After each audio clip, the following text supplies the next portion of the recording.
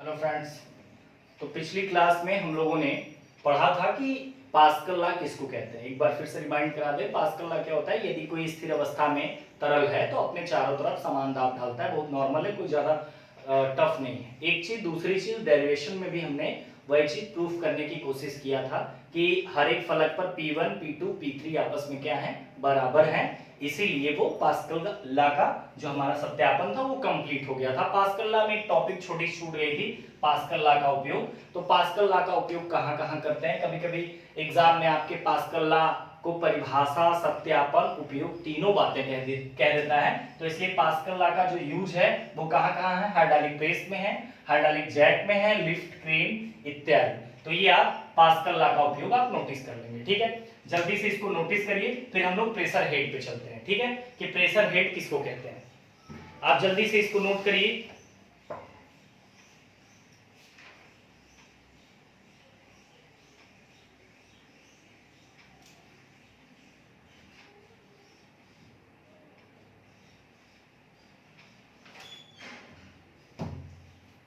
ठीक है भाई, तो अब ये हमारा हो गया पास्कल लॉ का उपयोग। अगली हेडिंग हमारी होगी प्रेशर हेड। प्रेशर हेड क्या है भाई? दाब शीर्ष।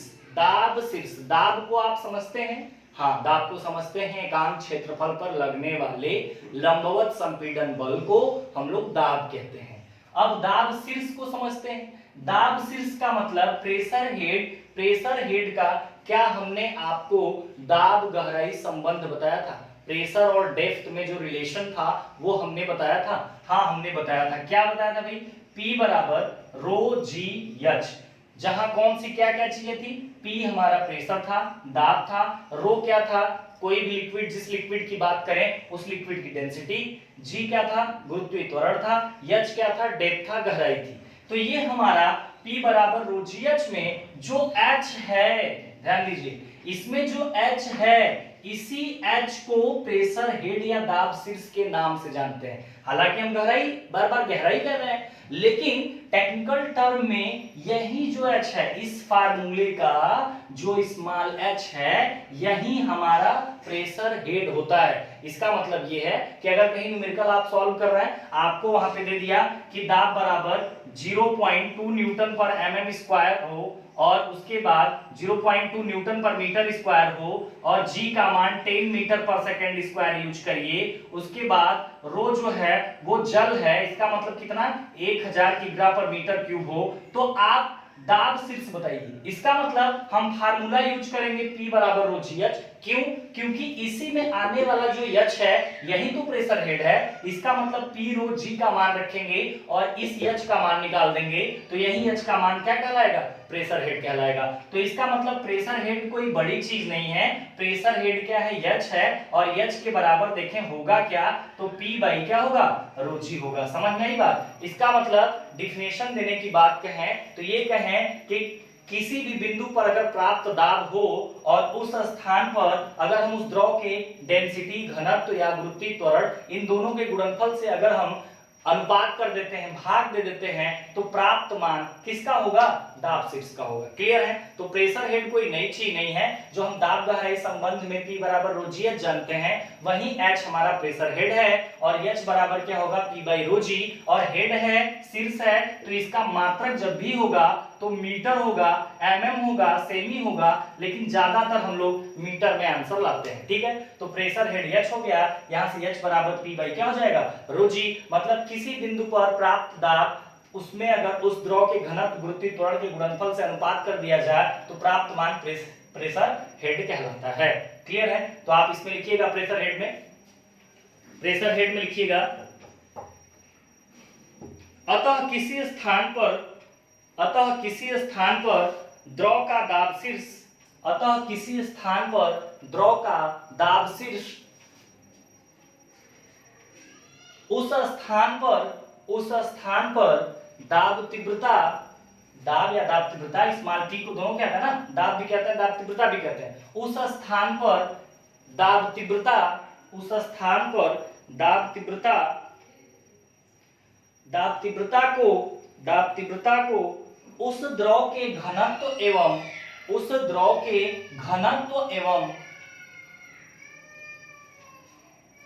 गुरुत्वीय त्वरण के गुणनफल गुणनफल से भाग देकर प्राप्त किया जाता है। हम आपको बार बार कह चुके हैं कि अगर कोई आगे जल्दी अगर बोल दे आगे चले जाएं तो आप वीडियो को पीछे करके पाउच करके जहां जरूरत समझ में आए वैसे करके आप नोट कर लिया करिए, ठीक है। अतः P बराबर रो जी एच या H बराबर P बाई रो जी। तो आज से हम लोग जानेंगे कि H गहराई नहीं है बल्कि H क्या है, प्रेशर हेड है या दाब शीर्ष है। क्लियर है? तो यहां से दोनों फार्मूला नोट कर लीजिए।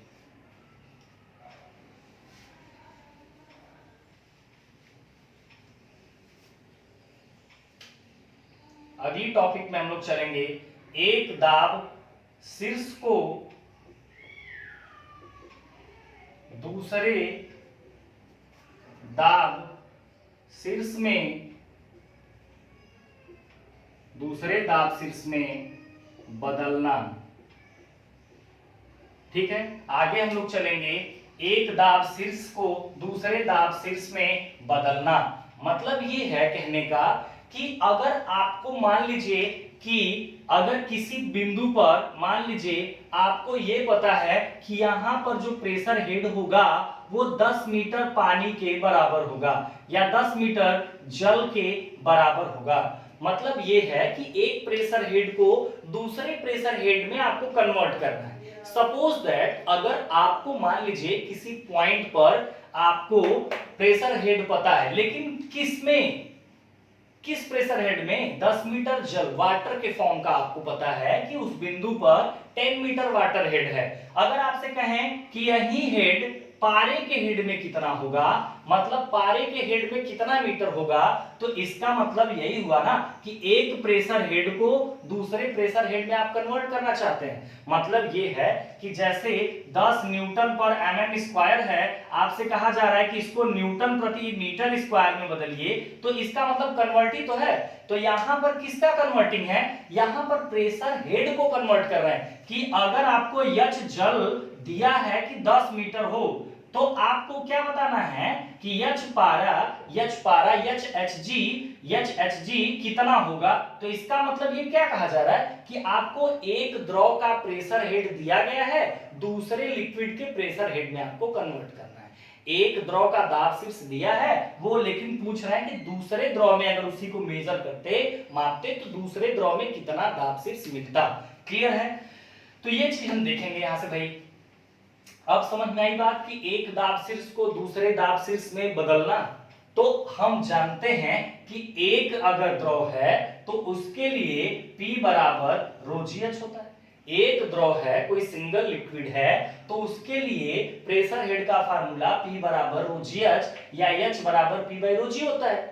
लेकिन यहां पर क्या कह रहा है कि एक दाब शीर्ष को दूसरे दाब शीर्ष में, मतलब एक प्रेशर हेड को दूसरे प्रेशर हेड, मतलब एक लिक्विड तो होगा नहीं, कम से कम 2 लिक्विड होंगे। तो चलिए ठीक है, अगर 2 लिक्विड हैं तो इसको लिखने का तरीका क्या बदल जाएगा। अगर 2 लिक्विड है तो चूंकि P बराबर रो जी एच होता है, अब 2 लिक्विड होंगे तो दोनों की डेंसिटी अलग अलग हो जाएगी, दोनों की हाइट अलग अलग हो जाएगी। इसका मतलब पहला द्रव है तो P के जगह 1, पहला द्रव है तो उसकी डेंसिटी अलग, G है तो G तो कांस्टेंट है, उससे तो कोई मतलब है नहीं, H हमारा प्रेशर हेड है तो भी अलग। दूसरा द्रव है तो P2 बराबर रो 2 GH2। बोलिए, ये क्लियर है? अगर एक द्रव है तो P बराबर रो GH, लेकिन यहां पर 2 द्रवों की या 2 से ज्यादा की बात की जा रही है कि आपको कन्वर्ट करना है, तो हमको कम से कम 2 लिक्विड के बारे में सोचना होगा।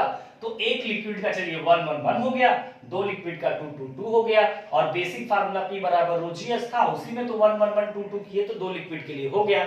यदि हम ये मान लें कि किसी कारणवश P1 बराबर P2 हो जाए, किसी कारणवश मतलब P1 किस पे डिपेंडेंट है, रो 1 GH1, इसी पर ना डिपेंडेंट है। अगर मान लेते हैं कि जैसे रो 1 मान लीजिए 5 है, पहला लिक्विड है 5 है, G का मान 9.81 है, H मान लीजिए 2 है।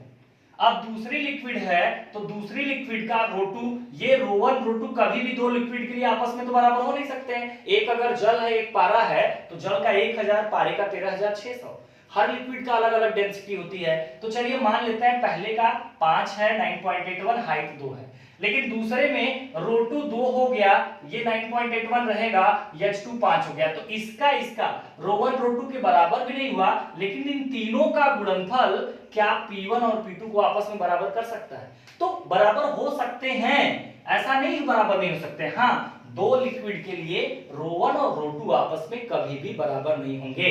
H1 H2 भी बराबर हो सकता है, हाइट भी बराबर हो सकती है, लेकिन कभी भी दो लिक्विड की डेंसिटी आपस में बराबर नहीं हो सकती है। क्लियर है? तो हम मान लेते हैं कि यदि P1 बराबर क्या हो जाए P2, किसी कारणवश मतलब इन तीनों का गुणनफल कम ज्यादा भले हो, इन तीनों के गुणनफल के बराबर तो हो सकता है। तो P1 P2 यदि अगर बराबर हो गए तो क्या लिख सकते हैं? जब बाएं साइड वाला बराबर हो गया तो राइट साइड वाला रो जी H1 ये भी तो बराबर हो जाएगा। ठीक है, तो यहां से G से G अगर कैंसिल कर दें तो रो1 H1 बराबर रो2 H2, एक फार्मूला ये मिला। क्या मिला भाई? यहां से रो1 मतलब पहले द्रव की डेंसिटी, पहले द्रव का घनत्व गुणे पहले द्रव का दाब शीर्ष। H को आज से हम लोग क्या सीखेंगे? दाब शीर्ष के नाम से, प्रेशर हेड के नाम से।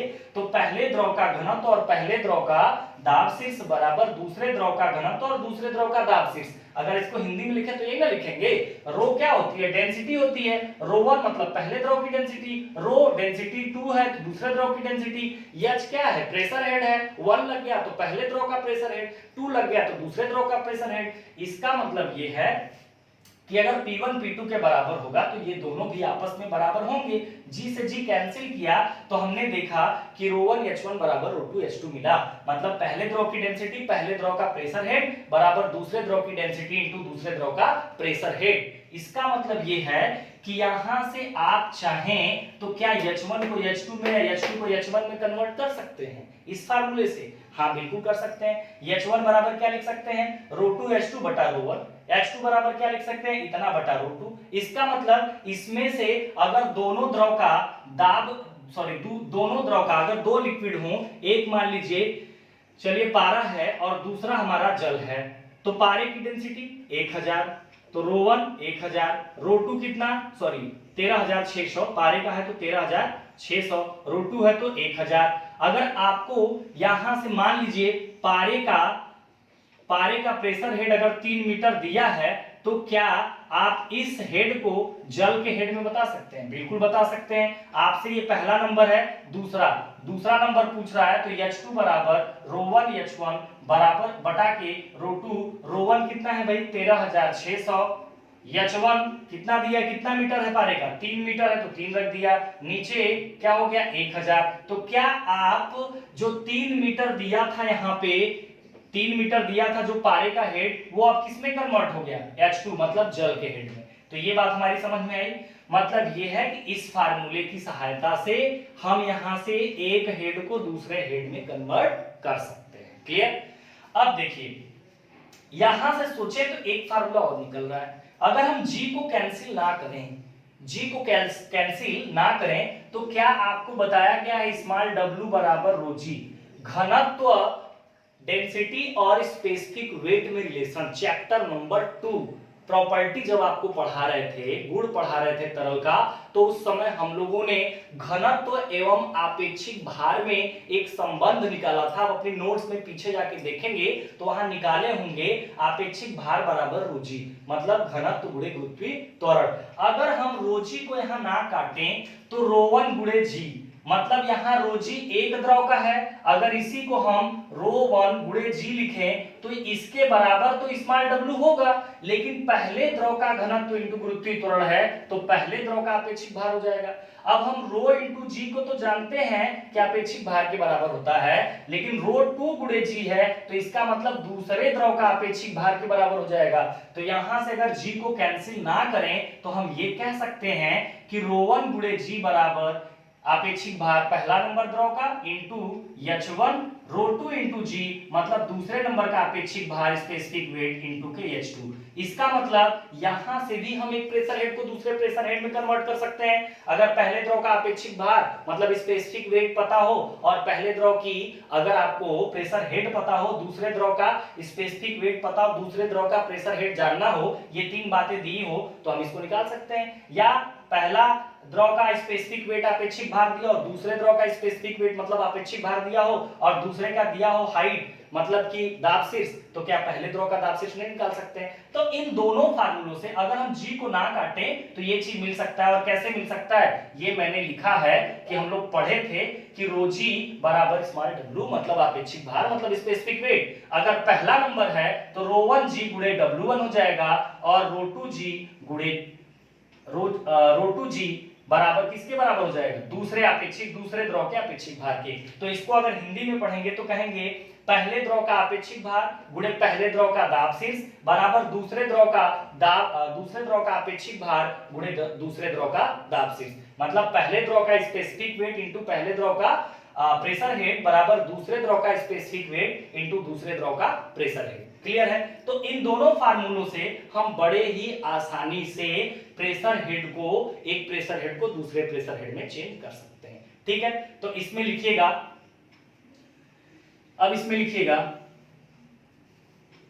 अब यहां से मैं इसको लिखवा देता हूं, ये दोनों फार्मूले आपके लिए जरूरत के लिए रहेंगे। ठीक है, तो इसमें लिखिएगा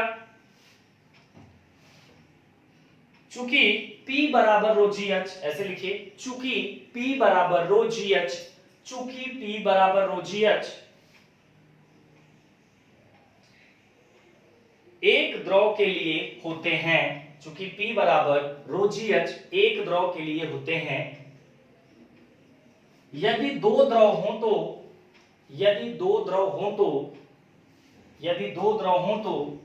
तो क्या लिखेंगे? P1 बराबर इतना, P2 बराबर इतना। यदि दो द्रव हो तो P1 बराबर रो 1 GH1, P2 बराबर रो जी H2। ठीक है, रो 2 GH2। तो दो द्रव हो तो दोनों द्रवों का ये लिख लीजिए। उसको लिखने के बाद यदि P1 बराबर P2 हो, यदि P1 बराबर P2 हो तो जब P1 P2 के बराबर हो जाएगा तो ये आपस में G को एक बार काट के ये फार्मूला, एक बार G को सम्मिलित करके एक ही ये फार्मूला, दोनों को आप नोट कर लीजिए।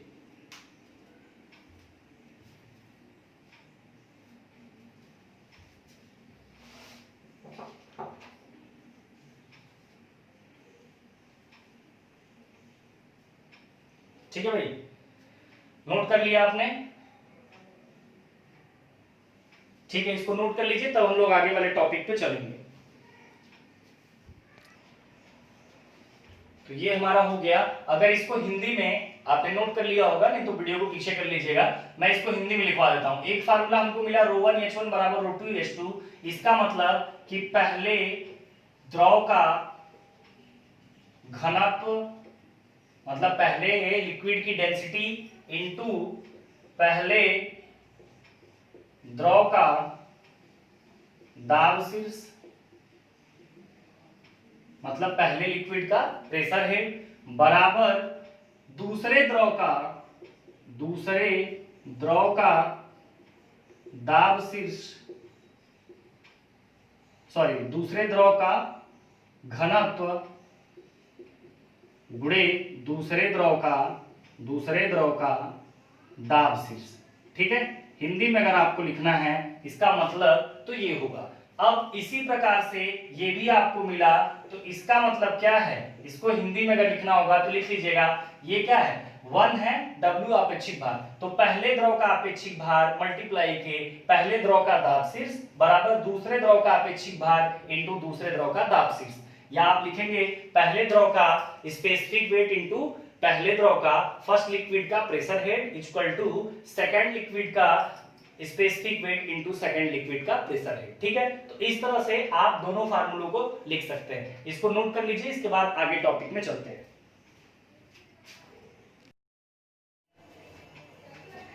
तो हम लोगों ने अभी यहां तक देखा कि एक द्रव दाब शीर्ष को दूसरे दाब शीर्ष में बदलना।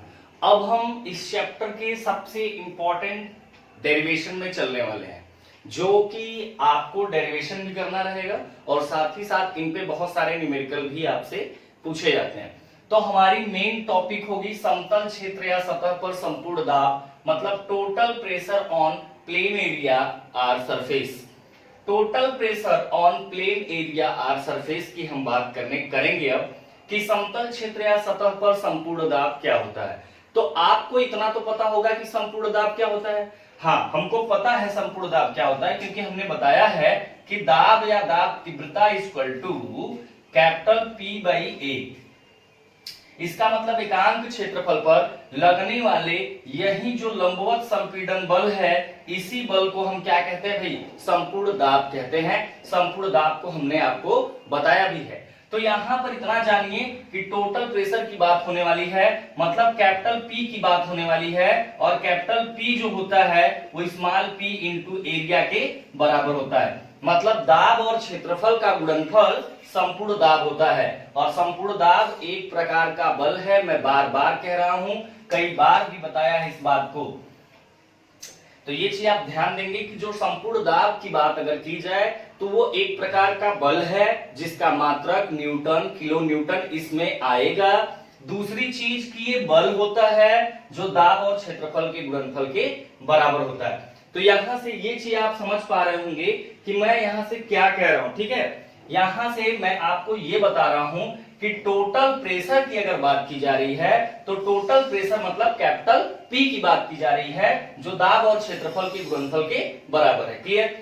तो समतल क्षेत्र या सतह पर, समतल क्षेत्र या सतह का मतलब कि प्लेन हो, उबड़ खाबड़ ना हो, ऐसे प्लेन की बात की जा रही है। जैसे कि हमारा ये कोई प्लेन है, जैसे ये बोर्ड ही देखिए, बोर्ड एक हमारा क्या है, एक प्लेन है, एक सतह है जो क्या है, बिल्कुल फिनिश है, उबड़ खाबड़ नहीं है कि कहीं डेप्थ, कहीं गहराई कुछ और है, कहीं मोटाई कुछ और है, कहीं चौड़ाई कुछ और है। नहीं, ये बोर्ड जो आपको दिखाई दे रहा है ये हमारा समतल सतह माना जाएगा, या फिर प्लेन सरफेस या प्लेन एरिया का माना जाएगा। ठीक है, समझ में आई बात प्लेन एरिया की।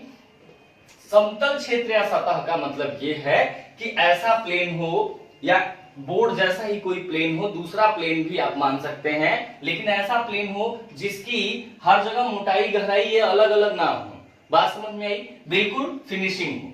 तो ऐसे प्लेन पर हम लोग क्या निकालेंगे भाई, ऐसे प्लेन पर हम टोटल प्रेशर की गणना करेंगे। हमारी जो मुख्य टॉपिक है, क्या आप इसको समझ पा रहे हैं।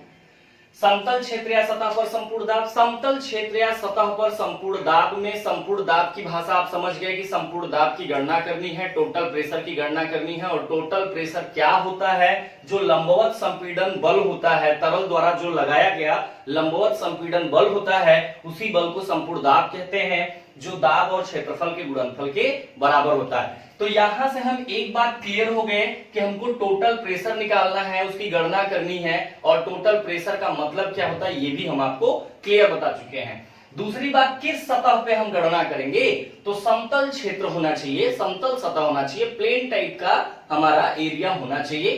प्लेन कैसा होना चाहिए, जैसे ये बोर्ड है, या फिर इस तरह का कोई सरफेस हो जिसकी गहराई मोटाई हर जगह समान हो। ऐसा ना हो कि यहाँ पे गहराई कुछ और है, आगे जाने के बाद गहराई कुछ और हो गई, फिर गहराई कुछ और हो गई। ऐसे प्लेन की बात हम नहीं कर रहे हैं, बल्कि पूरा सेम प्लेन की हम बात करेंगे। अब देखिए, इस कंडीशन में हम लोग जो टोटल प्रेशर की गणना करेंगे, कैसे प्लेन के लिए भाई, कैसे प्लेन के लिए, समतल सतह के लिए जो प्लेन होगा उसके लिए हमें संपूर्ण दाब की गणना करनी है। तो उसके लिए हमको तीन स्थितियों में द्रव के भीतर डुबो करके उसको प्रविष्ट करा करके हम वहां से संपूर्ण दाब की गणना करेंगे। समतल क्षेत्र पर संपूर्ण दाब की गणना करनी है, लेकिन ये जो संपूर्ण दाब है, संपूर्ण दाब की गणना हम तीन स्थितियों के लिए करेंगे, मतलब तीन स्थिति में डुबोकर करेंगे। जैसे यही हमारा कोई प्लेन हो गया, इस प्लेन को द्रव में किस किस पोजीशन में डुबो सकते हैं। जैसे मान लीजिए ये मेरा हाथ है, ये एक प्लेन हो गया, इस प्लेन को आपको द्रव के भीतर डुबो करके क्या गणना करनी है भाई, टोटल प्रेशर की गणना करनी है। तो इसको आप कितने पोजीशन में डुबो सकते हैं, या तो आप हॉरिजॉन्टल डुबोएंगे, या तो आप वर्टिकल डुबोएंगे, या तो इंक्लाइन डुबोएंगे। मतलब या तो इसको आप हॉरिजॉन्टल डुबोएंगे किसी प्लेन को, या तो आप वर्टिकल डुबोएंगे इस प्लेन को, या तो इस प्लेन को किसी एंगल पे आप डुबो सकते हैं, मान लिया थीटा एंगल पे।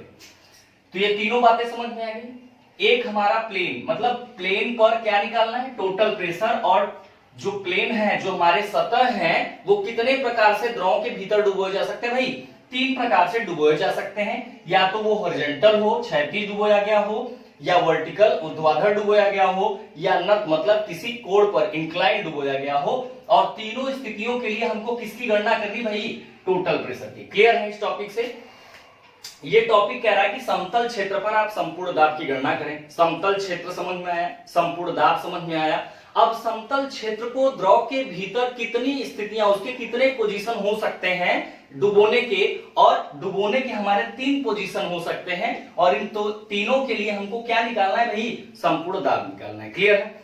तो हेडिंग डालिएगा समतल क्षेत्र या सतह पर संपूर्ण दाब, total pressure on plane area or surface, और इसमें लिखिएगा समतल क्षेत्र या सतह पर संपूर्ण दाब, हेडिंग डाल के लिखिएगा, तब इसको लिखना है। पहले हम जो लिखवा रहे हैं इसके नीचे एक लाइन लिखिए, तब इन तीनों को लिखेंगे। चलिए हेडिंग डालिए, लिखिए समतल क्षेत्र या सतह पर संपूर्ण दाब, हेडिंग डाल के लिखिए। इसके अंतर्गत द्रव में डूबी, इसके अंतर्गत द्रव में, लिक्विड में, द्रव में डूबी सतह की 3 स्थितियों, सतह की 3 स्थितियों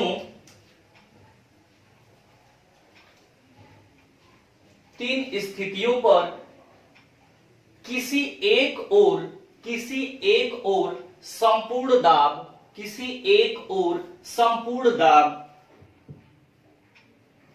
का अध्ययन करेंगे, किसी एक ओर संपूर्ण दाब का अध्ययन करेंगे। तो कौन कौन सी स्थितियां हैं भाई? अब ये तीनों आप लिख सकते हैं। 3 स्थितियां, किस किस स्थिति में आपको टोटल प्रेशर निकालना है उस सतह पर? जब आप उस सतह को क्षैतिज डुबोएंगे तब आपको संपूर्ण दाब निकालना है। उस सतह को अगर आप ऊर्ध्वाधर डुबोते हैं तब आपको संपूर्ण दाब निकालना होगा। उस सतह को अगर आप किसी कोण पर झुका रहे हैं तब संपूर्ण दाब निकालना होगा। मतलब total pressure on horizontal surface, जब आप हॉरिजॉन्टल सरफेस यूज करेंगे उस समय टोटल प्रेशर कितना होगा। जब आप वर्टिकल सरफेस इस्तेमाल में लाएंगे, प्रयोग में लाएंगे, तो टोटल प्रेशर की गणना तब भी करनी होगी। और तीसरा पोजीशन कौन सा है? इंक्लाइन करेंगे तब भी आपको टोटल प्रेशर की गणना करनी है। तो 3 स्थितियां निम्न ये हैं, और ये तीनों को आप नोट कर लीजिए। इन तीनों को नोट कर लीजिए, फिर मैं इसको मिटा दूंगा। मिटाने के बाद हम पहले नंबर से हेडिंग डालेंगे और पहले नंबर से हम डेरिवेशन की शुरुआत भी करेंगे। तो सबसे पहले ये तीनों पोजीशन आप नोट कर लीजिए, फिर हम लोग तीनों को बारी बारी से डेरिवेशन करेंगे। ये आपके एग्जाम में बहुत तेज पूछा जाता है। तो आप तीनों डेरिवेशन को बड़े अच्छे से समझेंगे और बड़े अच्छे से नोट्स भी बनाएंगे। तो आप तीनों स्थिति नोट करिए, फिर एक को उठाएंगे, डेरिवेशन स्टार्ट करेंगे। नोट करिए।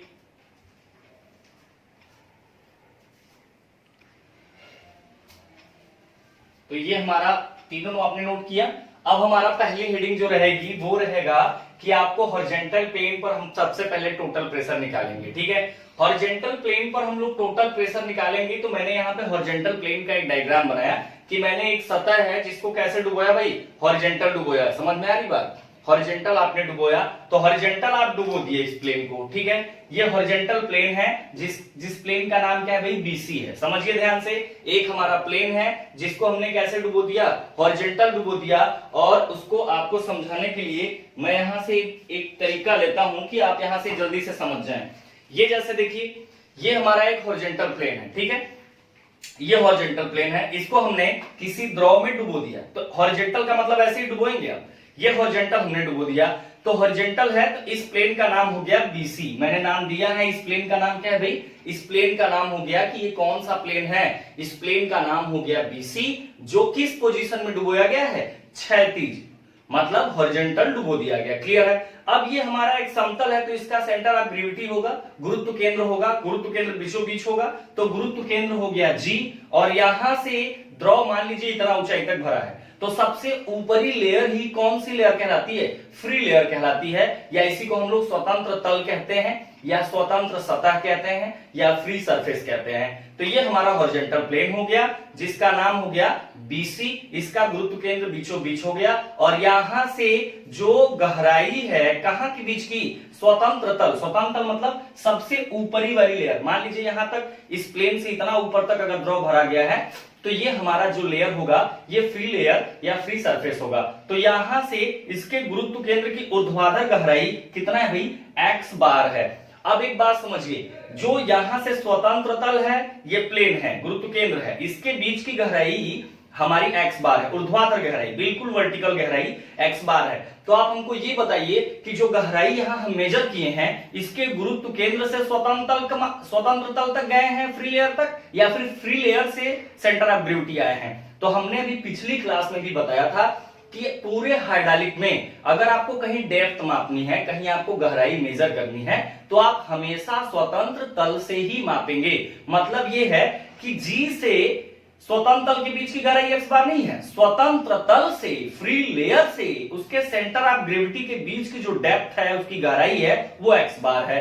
आपको ये बात समझ में आई या नहीं आई? मतलब मेरे कहने का है कि x बार स्वतंत्र तल, ये आप समझ गए कि यही होता है, यहां से इसकी गहराई मापी गई है, न कि g से ऊपर मापी गई है। क्योंकि पिछली क्लास में ही अभी हमने आपको विशेष इस बात को कहा था कि कहीं भी अगर गहराई मापनी हो तो आप हमेशा स्वतंत्र तल से, फ्री सरफेस या फ्री लेयर से ही मापेंगे। इसका मतलब कि x बार जो है, कहेंगे कि स्वतंत्र तल से प्लेन के गुरुत्व केंद्र के बीच की गहराई है। क्लियर हुआ?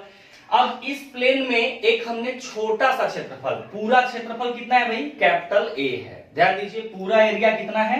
कैपिटल A है। इस एरिया में, मतलब कि इस एरिया में अगर ये थोड़ा सा हम एरिया एक किनारे ले लें, ये थोड़ा सा एरिया हुआ, पूरा एरिया कितना है? कैपिटल A माना गया है। अगर थोड़े से एरिया की बात करें तो थोड़ा सा मतलब कि उस A के रेस्पेक्ट में बहुत कम होगा, तो थोड़ा सा का मतलब DA, D या डेल्टा किसी भी वैल्यू के साथ अगर लग जाता है तो उसका मान बहुत छोटा हो जाता है। तो छोटा सा एरिया है, डीए का मतलब कितना हुआ? बहुत छोटा सा एरिया हुआ, क्योंकि उसके साथ डी या डेल्टा का यूज किया गया तो वो एरिया बहुत छोटी मानी जाएगी। उस एरिया से, उस एरिया के सेंटर ऑफ ग्रेविटी से और स्वतंत्र तल के बीच की गहराई कितना है भाई? एक्स माना गया है। क्या आप समझ पा रहे हैं इस बात को? एक हमारा, हमको क्या करना है यहाँ पे? क्षैतिज सतह पर संपूर्ण दाब की गणना करनी। इसका मतलब कोई द्रव भरा है, इसके अंदर आपको हॉरिजॉन्टल प्लेन डुबोना होगा। क्लियर है? हॉरिजॉन्टल हमने डुबोया, इसका नाम हमने दे दिया, क्या नाम है भाई? बीसी नाम हो गया कि बीसी सतह है, बीसी प्लेन है, जो इस द्रव के भीतर किस स्थिति में डुबोई गई है? हॉरिजॉन्टल हमने डुबोया है, क्षैतिज हमने डुबोया है। इसका जो टोटल एरिया है वो कैपिटल ए है। इसके सेंटर ऑफ ग्रेविटी, बीचों बीच सेंटर ऑफ ग्रेविटी होगी, अगर प्लेन हमारा है तो बीचों बीच सेंटर ऑफ ग्रेविटी होगी। तो गुरुत्व केंद्र है और ये हमारा सबसे ऊपरी लेयर स्वतंत्र होती है, तो गहराई हमेशा ऊपर से मापते हैं। तो स्वतंत्र तल से गुरुत्व केंद्र के बीच की गहराई कितना है? x बार है। उसके बाद इसी प्लेन में छोटा सा एरिया डीए लिया, डी लगने का मतलब थोड़ा सा एरिया हो गया, तो डीए एरिया से स्वतंत्र तल के बीच की गहराई कितना है? x है। क्लियर हुआ? अब देखिए, अगर हॉरिजॉन्टल प्लेन है तो हर एक बिंदु से गहराई बराबर होगा।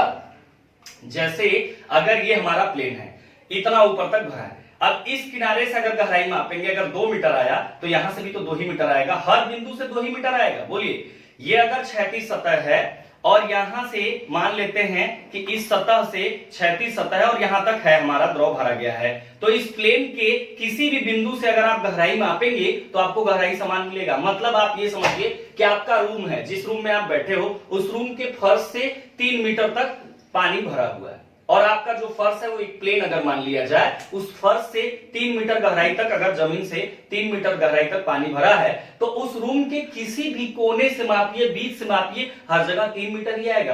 क्यों आएगा? क्योंकि जो आपका सरफेस है, नीचे वाला जो आपका फर्श है, वो हॉरिजॉन्टल पोजीशन में है और उसमें द्रव इतना ऊंचाई तक अगर 3 मीटर भरा है, तो किसी भी बिंदु से आप मापें, मतलब बी से मापें, जी से मापें, सी से मापें, सबकी गहराई क्या होगी? बराबर होगी। तो यहां से ये भी कह सकते हैं कि जो है यहाँ x है और x बार है, दोनों गहराई बराबर होगी। लेकिन इसी को अगर हम मान लीजिए वर्टिकल पोजीशन में डुबोए होते, अगर वर्टिकल में होता, द्रव यहां तक होता, तो इसका गुरुत्व केंद्र यहां होता, इसकी गहराई क्या होती? x बार होती। अब x बार हुई इसकी गहराई, लेकिन क्या इस बिंदु से, अगर ये बिंदु A है तो यहां से गहराई बराबर मिलती? ये गहराई x अगर हम माने तो क्या अब x बार के बराबर है? नहीं होगा। लेकिन हॉरिजॉन्टल में हम देख रहे हैं कि हॉरिजॉन्टल में किसी भी बिंदु से अगर देखें, यहां से मापे, यहां से मापे, कहीं से मापे, पूरी गहराई हमको समान मिलेगी। हमने एक एग्जांपल आपको कहा कि भाई आपके फर्श से, समझिए जिस रूम में आप बैठे हो उस फर्श से अगर 3 मीटर गहराई तक जल भर दिया जाए, तो उसके किसी भी कोने से, किसी भी बिंदु से अगर आप गहराई मेजर करोगे तो वो फर्श अगर प्लेन है और हॉरिजॉन्टल है तो निश्चित तौर पे वो गहराई सेम मिलेगी, लेकिन अगर ऊर्ध्वाधर है तो ऊर्ध्वाधर है प्लेन तो इसकी गहराई कुछ और होगी, इसकी गहराई कुछ और होगी। ये समझ में आई बात। इसका मतलब हॉरिजॉन्टल प्लेन में हमने ये देखा कि उसके किसी भी बिंदु से अगर गहराई मापे तो समान मिलेगा। क्लियर है? तो ये बताइए कि आप दाब बराबर जानते हैं कि P बराबर रो जी एच होता है। P बराबर रो जी एच, जहां रो क्या होता है, द्रव का घनत्व है, जी क्या है, गुरुत्वीय त्वरण है, एच क्या है, ऊंचाई है या दाब शीर्ष है। क्लियर हुआ? तो अगर जब प्रत्येक बिंदु से ऊंचाई समान है तो क्या हर एक बिंदु पर दाब समान होगा? क्योंकि इसमें जो द्रव भरा गया, मान लीजिए जल है, तो जल है तो आपके फर्श के किसी भी कोने पर अगर जल की बात करें तो जल ही है, इसका मतलब उसकी डेंसिटी 1000 है, जी का मतलब 9.81 है, ऊंचाई भी समान है, तो इसका मतलब हर एक बिंदु पर दाब भी समान होगा। तो ये हॉरिजॉन्टल प्लेन में किसी भी बिंदु पर दाब या दाब तीव्रता समान होती है। तो एक बार फिर से डेरिवेशन को समझिए, क्या कहा जा रहा है, क्षैतिज सतह पर संपूर्ण दाब। तो चित्रानुसार एक कोई द्रव है जो रो डेंसिटी वाला और स्मॉल w का मतलब आपेक्षिक भार होता है, स्पेसिफिक वेट। ये डेंसिटी होती है, ये स्पेसिफिक वेट होता है। अब देखिए क्या क्या है यहाँ पे मैटर कि कोई प्लेन है जो क्षैतिज अवस्था में किसी द्रव में जिसका घनत्व रो और आपेक्षिक भार स्मॉल w है, इस रो घनत्व वाले और स्मॉल w आपेक्षिक भार वाले द्रव में कोई एक प्लेन हॉरिजॉन्टल डुबोया गया है जिसका नाम क्या है भाई, BC है। स्वतंत्र तल आप जानते हैं कहां होता है, तो गुरुत्व केंद्र और स्वतंत्र तल के बीच की गहराई x बार है। इस प्लेन में हमने एक छोटा सा क्षेत्रफल माना, चूंकि संपूर्ण क्षेत्रफल कैपिटल A है और छोटे से क्षेत्रफल dA पर विचार करें तो dA से जो स्वतंत्र तल के बीच की गहराई है वो x है। चूंकि प्लेन क्षैतिज होने के वजह से हर एक बिंदु पर रो वही होगा, वही द्रव होगा, वही 9.81 होगा, वही ऊंचाई होगी, इसलिए हर एक बिंदु पर दाब या दाब तीव्रता क्या होगा, समान मिलेगा। क्लियर है यहां तक? अब क्या लिखेंगे भाई, अब यहां से देखें, अब डीए क्षेत्रफल पर डीए मतलब छोटे से क्षेत्रफल पर दाब तीव्रता अगर हम दाब तीव्रता निकालें तो दाब तीव्रता क्या होगा भाई, दाब तीव्रता का फार्मूला होता है रो, उसकी डेंसिटी, उसका गुरुत्वीय त्वरण और उसकी ऊंचाई। तो डीए क्षेत्रफल पर दाब तीव्रता का मतलब यहां पर दाब तीव्रता हम निकाल रहे हैं तो यहां पे डेंसिटी उसकी, तो डेंसिटी कितना है भाई, रो है, गुरुत्वीय त्वरण जी है, लेकिन यहां पर ऊंचाई उस क्षेत्रफल के लिए एच नहीं बल्कि क्या है, एक्स है। तो लिखने का तरीका बदल गया, चीजें वही थी। छोटे से क्षेत्रफल या डीए क्षेत्रफल पर दाब तीव्रता की बात करें तो रो जी एच था, तो यहाँ रो जी एक्स मिलेगा क्योंकि एक्स यहाँ पे ऊंचाई को हमने क्या माना है, एक्स माना है। क्लियर है? अब इस छोटे से क्षेत्रफल पर पुनः डीए क्षेत्रफल पर संपूर्ण दाब, अगर हम संपूर्ण दाब निकालें डीए क्षेत्रफल पर, ध्यान दीजिए, तो डीए क्षेत्रफल पर संपूर्ण दाब, हमें गणना संपूर्ण दाब की ही करनी है, लेकिन हम छोटे से क्षेत्रफल पर अभी संपूर्ण दाब निकाल रहे हैं, जबकि हमको संपूर्ण क्षेत्रफल पर संपूर्ण दाब चाहिए, टोटल एरिया पर टोटल प्रेशर चाहिए। लेकिन हमारे गणना करने का तरीका क्या है कि पहले छोटे से क्षेत्रफल पर संपूर्ण दाब निकाल लें, उसके बाद टोटल एरिया पर हमको निकालने में कहीं भी प्रॉब्लम नहीं आएगी। तो हमने छोटे से क्षेत्रफल पर दाब तीव्रता कैसे निकाला, दाब तीव्रता होता है रो जी एच, तो यहाँ पर रो जी माने ही है, द्रव का घनत्व कितना माने हैं, रो माने हैं, गुरुत्वीय त्वरण जी, और छोटे से क्षेत्रफल से स्वतंत्र तल के बीच की गहराई x है, तो h की जगह x हो गया।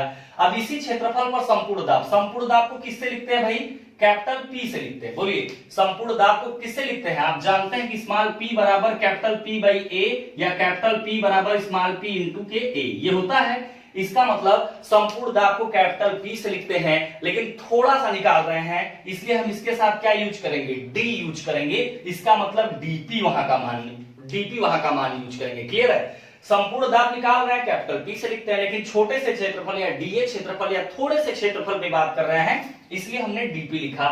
dP इक्वल टू, आप जानते हैं संपूर्ण दाब बराबर क्या होता है, वहां का दाब और उसका क्षेत्रफल। तो उस छोटे से क्षेत्रफल डीए पर दाब तीव्रता कितनी है, देखिए फार्मूला क्या है कि आप कहीं भी निकालें, छोटे से क्षेत्रफल पे निकालें चाहे बड़े से क्षेत्रफल पे निकालेंगे, संपूर्ण दाब बराबर क्या लिखेंगे, दाब गुणे क्षेत्रफल ही। तो आपने वहां पर छोटे से क्षेत्रफल पर दाब कितना निकाला, रो जी एक्स इंटू क्षेत्रफल, तो क्षेत्रफल आप कैपिटल ए यूज करेंगे या इस पे निकाल रहे हैं तो ये एरिया यूज करेंगे। तो भाई आप जिस एरिया पर टोटल प्रेशर निकाल रहे हैं उसी एरिया को मेजर करेंगे। तो यहां पे एरिया उसका कितना है, डीए। यहां तक क्लियर हुआ। उसके बाद अब जब छोटे से क्षेत्रफल पर निकल गया तो हम कहेंगे कि संपूर्ण सतह या संपूर्ण क्षेत्रफल ए पर संपूर्ण दाब। अभी तो छोटे क्षेत्रफल पे निकला था, अब हम लोग क्या निकालने जा रहे हैं, संपूर्ण क्षेत्रफल ए पर संपूर्ण दाब। तो संपूर्ण दाब का मतलब आप पूरे एरिया पर निकाल रहे हैं, इसलिए हम कैपिटल पी लिखेंगे। अब छोटा सा आपको थोड़ा सा मिला था ना, थोड़ा सा आपको संपूर्ण दाब मिला है, तो आप समाकलन को जानते हैं। समाकलन क्या करता है, मान को बढ़ा देता है। यहां पर आपको पूरा मान कैलकुलेट करना है, तो मान को बढ़ाना है या मान को घटाना है। मान को घटाना अवकलन का काम है, मान को बढ़ाना समाकलन का काम है। हमारा यहां जो काम है वो काम ये है कि थोड़े से क्षेत्रफल पर हम संपूर्ण दाब निकाले हैं, जबकि हमको कुल संपूर्ण दाब चाहिए, इसलिए हमें मान को बढ़ाना होगा। इसलिए हमें इन दोनों का क्या करना होगा, समाकलन करना होगा।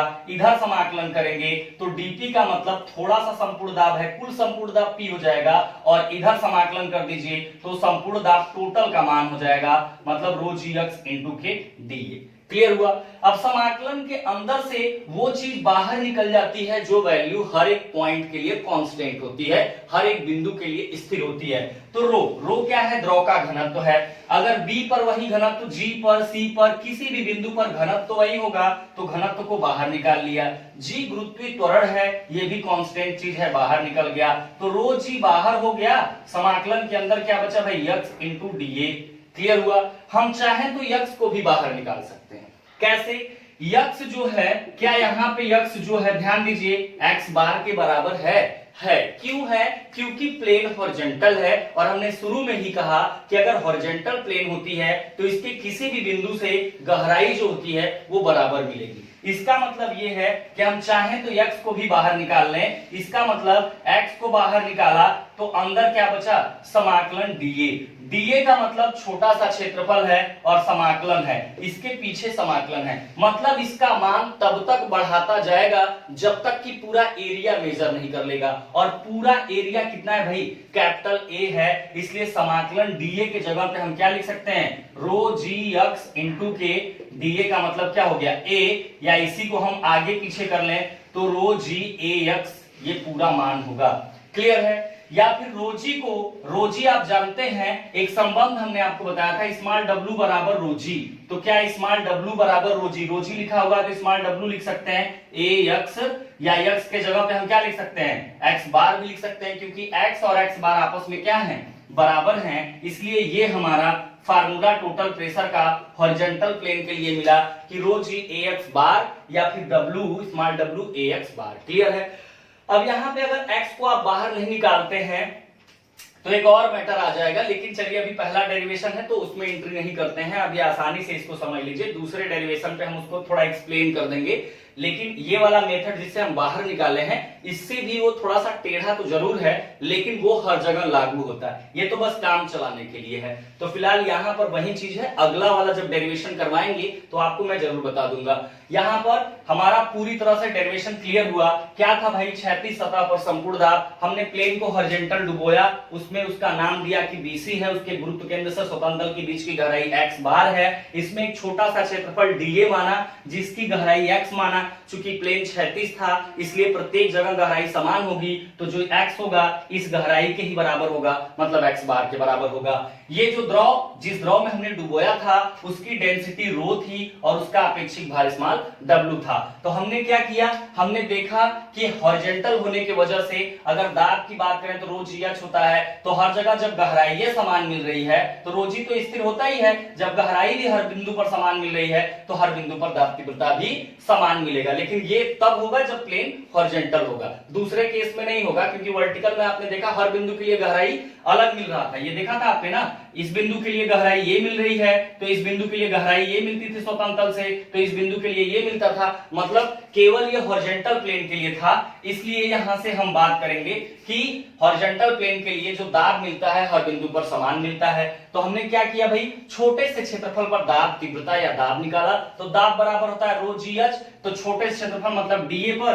तो डीए पर दाब सॉरी जो घनत्व होगा वो रो ही होगा, इसी फार्मूले को यहाँ लिख रहे हैं, जी जी होगा, यच के जगह क्या होगा, उसकी ऊंचाई यक्स हो जाएगा। उसके बाद उसी क्षेत्रफल पर संपूर्ण दाब, तो यहाँ मैंने लिखा है कि संपूर्ण दाब जो होता है दाब गुणे क्षेत्रफल के बराबर होता है। तो थोड़े से क्षेत्रफल पर आप टोटल प्रेशर निकाल रहे हैं, इसलिए कैपिटल P बराबर नहीं बल्कि थोड़ा सा संपूर्ण दाब भी आएगा, तो डीपी लिखेंगे बराबर की दाब, दाब का मान ऊपर निकाले हैं उस क्षेत्रफल के लिए, और डी उसका क्षेत्रफल है, तो ये संपूर्ण दाब हो गया। जब आपको थोड़े से क्षेत्रफल पर संपूर्ण दाब निकल गया तो कहेंगे संपूर्ण क्षेत्रफल ए पर संपूर्ण दाब। अब क्या करना होगा, दोनों पक्षों का समाकलन कर दीजिए, क्योंकि आपको टोटल चाहिए तो समाकलन करना होगा, जिससे मान आपको ज्यादा चाहिए बढ़ाना है, तो हमने समाकलन किया तो कुल प्रेशर इधर हो गया, टोटल प्रेशर कैपिटल P, इधर समाकलित कर दिया तो ये हो गया, रो जी कांस्टेंट पद है बाहर हो गया, x जो है x बार के बराबर है, तो x लिखें चाहे x बार लिखें वो भी बराबर हो गया, समाकलन के अंदर dA बचा, तो dA का मतलब थोड़ा सा क्षेत्रफल, इसको अगर समाकलित करेंगे तो मान बढ़ाते बढ़ाते टोटल एरिया ले लेगा, मतलब इसके बराबर कैपिटल A हो गया, तो रो जी x बार कैपिटल A, या उसी को लिखे रो जी AX बार। रो जी का मतलब होता है आपेक्षिक भार में संबंध होता है, तो रोजी equal to small w AX bar, मतलब जो टोटल प्रेशर आया उसके घनत्व, गुरुत्वीय त्वरण, उसके संपूर्ण क्षेत्रफल x बार क्या है, स्वतंत्र तल से उसके गुरुत्व केंद्र के बीच की गहराई के गुणनफल के बराबर होता है टोटल प्रेशर। किसके लिए, हॉरिजॉन्टल प्लेन के लिए, या फिर आपेक्षिक भार, स्पेसिफिक वेट एरिया, और x बार मतलब स्वतंत्र तल और गुरुत्व केंद्र के बीच की गहराई के गुणनफल के बराबर होता है। क्लियर है, तो ये हमारा मामला था, ये डेरिवेशन का हमारा रूल था। ठीक है, तो इसमें आप लिखिए पहले, फिर वीडियो को पॉज करके आप डायग्राम को बनाइएगा, पहले आप इसको लिख लीजिए, ये आपका डायग्राम हो जाएगा। ये साइड में आपका काम किए हैं, ये चीज अगर आपको लिखना होगा तो लिख सकते हैं, यहां से ये चीज लिखने वाली है, तो पहले आप इसमें लिखिए, फिर आप डायग्राम को बाद में बनाइएगा। राइट साइड में लिखिए, चित्रानुसार कोई समतल रो घनत्व वाले द्रव में, चित्रानुसार कोई क्षैतिज समतल, मतलब चित्रानुसार कोई हॉरिजॉन्टल सरफेस, चित्रानुसार कोई क्षैतिज समतल रो घनत्व वाले, रो मतलब ये, रो घनत्व वाले द्रव में डुबोया गया है, रो घनत्व वाले द्रव में डुबोया गया है। माना स्वतंत्र तल से गुरुत्व केंद्र की बीच की गहराई, माना स्वतंत्र तल से गुरुत्व केंद्र के बीच की गहराई x बार, ऐसे x बार है, स्वतंत्र तल से गुरुत्व केंद्र की बीच की गहराई x बार है। चूंकि सतह क्षैतिज होने के कारण प्रत्येक बिंदु पर, चूंकि सतह क्षैतिज होने के कारण प्रत्येक बिंदु पर दाब तीव्रता समान होगी, सतह क्षैतिज होने के कारण प्रत्येक बिंदु पर दाब तीव्रता समान होगी। हमने कहा ना कि दाब तीव्रता क्या होती है, रोजी एच पर डिपेंड करती है, रोजी तो वैसे ही कांस्टेंट एक द्रव के लिए, अब क्षैतिज है तो प्रत्येक जगह गहराई भी समान, तो जाहिर सी बात है दाब तीव्रता प्रत्येक बिंदु पर क्या होगी, समान होगी। ठीक है, यहां तक हो गया। इसके आगे लिखिएगा, माना x गहराई पर, माना स्मॉल x गहराई पर, ये x गहराई पर, माना स्मॉल x गहराई पर छोटे से क्षेत्रफल dA, ऐसे ये मैं लिखता चला हूं इधर, छोटे से क्षेत्रफल dA पर दाब तीव्रता बराबर, छोटे से क्षेत्रफल dA पर दाब तीव्रता बराबर, है ना। यहां से लिख लीजिए, अब छोटे से ऐसे लिख दिए हैं तो ऐसे लिखिए, छोटे से क्षेत्रफल dA पर दाब तीव्रता बराबर, दाब तीव्रता बराबर क्या होता है भाई, रो जी एच होता है, तो यहाँ रो जी और छोटे क्षेत्रफल से गहराई एच नहीं है बल्कि क्या है, एक्स है, तो रो जी एक्स। ठीक है, ये लिख लिया आपने, छोटे से क्षेत्रफल पर दाब तीव्रता बराबर रो जी एक्स हो गया। उसके नीचे लिखिएगा, तथा संपूर्ण दाब या पुनः डीए क्षेत्रफल पर संपूर्ण दाब, ये लिख लीजिए, पुनः डीए क्षेत्रफल पर संपूर्ण दाब, तो डीए क्षेत्रफल मतलब थोड़ा क्षेत्रफल है, टोटल प्रेशर हमारा कैपिटल P होता है, थोड़े से निकाल रहे हैं तो डीपी बराबर, तो यहां से क्या हो जाएगा, उस क्षेत्रफल की दाब तीव्रता जितनी रहेगी और उस क्षेत्रफल को यहाँ मल्टीप्लाई कर देंगे, क्योंकि कैपिटल P बराबर क्या है, दाब गुणे क्षेत्रफल। तो जितना दाब है वो और जितना इसका क्षेत्रफल है वो दोनों का गुणा कर देंगे, उस क्षेत्रफल के लिए संपूर्ण दाब मिल गया। ठीक है, अब नीचे लिखिएगा संपूर्ण क्षेत्रफल A पर संपूर्ण दाब कैपिटल P बराबर। ठीक है, अब यहां से लिख के ये आप फार्मूला बना लीजिएगा। ठीक है, उसके बाद वीडियो को पीछे करके या यहीं पे पॉज करके आप राइट साइड में डायग्राम भी बना लीजिएगा। ये आपको नोट करना होगा तो कर लीजिएगा, ये आपको नोट करना है। ठीक है, ध्यान दीजिए, इधर आपको यहां तक निकलवा दिए हैं, ये आपको निकालना है। क्लियर है?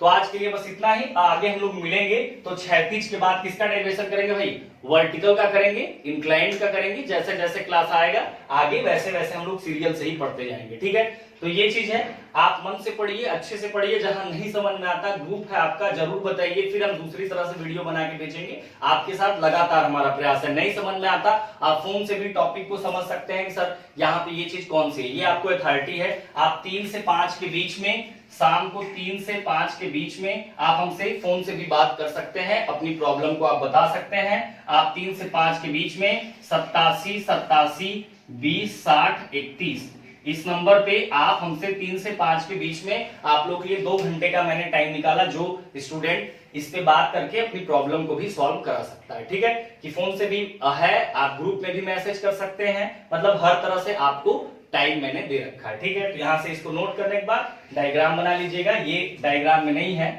ये डायग्राम में ये इधर है मैटर, ये ऐसे।